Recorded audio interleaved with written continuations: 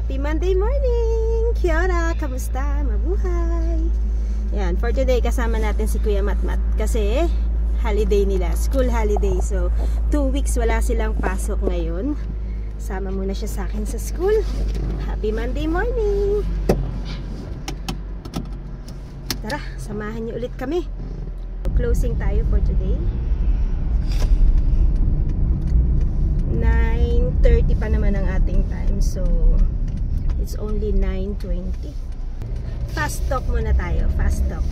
Ayan. Tips para sa ating mga PTE exam takers. Use your monotone voice. Kailangan steady lang talaga yung voice mo. Normal, monotone voice. In reading naman, manage your time wisely. Kasi only 25 minutes ang naibigay sa akin.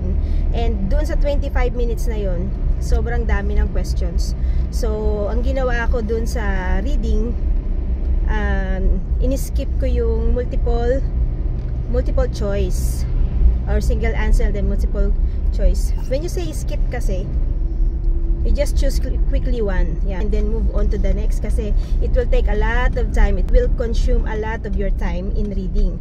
So, para makapag-answer tayo ng mas maraming items, especially in fill in the blanks, ganyan, mas kailangan nating i-focus doon pagdating doon sa reading. Kaya, reading ang pinakamababa ko. Although, nakakuha naman tayo ng 90 sa listening, 90 sa speaking, 90 sa writing. Doon lang tayo sa reading talaga kasi pressure, sobrang ikli ng oras. Kasi dati usually 30 minutes yun binibigay. And doon sa 30 minutes na yun, hindi ganun kadami yung question. And ngayon may nadagdag, diba? So mas maraming kailangan answeran. But then, short period of time lang. So, payo ko sa mga magti-take ng exam, pointers, especially in reading, manage your time wisely. Kailangan lagi kayong aware, check nyo palagi yung oras nyo kung malapit na matapos, and ibabalance nyo kung saan nyo dapat ilaan yung oras nyo pagdating sa pag-take ng exam. Ayun. So, ayan. Actually, hindi ko nga ine-expect na makakakuha tayo ng 90 Open daw pala may isa kang mababa na score.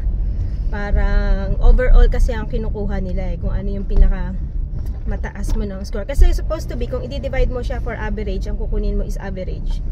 90, 90, 90 plus 70 divided by 4. Ang magiging total is 85. Nagulat nga ako kasi bakit 90 pa yung ating score. Pero thankful pa din. Thank you so much kasi nakapasa tayo. Ang target lang natin actually for residency is 58. Yan, ang target lang natin actually for residency is 58. But God is so good, binigyan tayo ng magandang score. Yan, so yan yung mga tips ko sa inyo.